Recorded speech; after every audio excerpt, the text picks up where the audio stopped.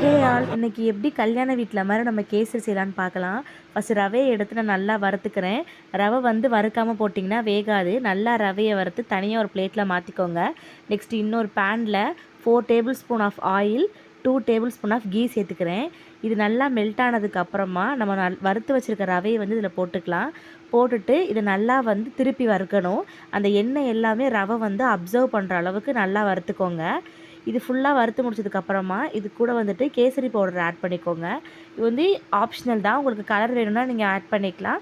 இல்லைனா நீங்கள் colour add பண்ணாமல் கூட நீங்கள் வந்து போட்டுக்கலாம். நெக்ஸ்ட்டு நீங்கள் வந்து எந்த கப்பில் ரவை அளந்துருக்கீங்களோ அதே கப்புக்கு 4 கப் தண்ணி ஊற்றணும்.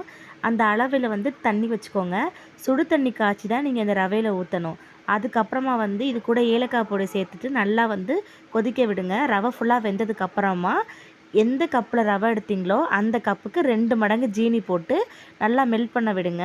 ஜீனி ஃபுல்லாக கரைஞ்சதுக்கப்புறமா நல்லா கேசரி வெந்துடும். அதை ஒரு பேனில் மாற்றிட்டு நீங்கள் வந்து நெய் விட்டுட்டு கேஷ்நட்லாம் போட்டு சர்வ் பண்ணிங்கன்னா ரெடி.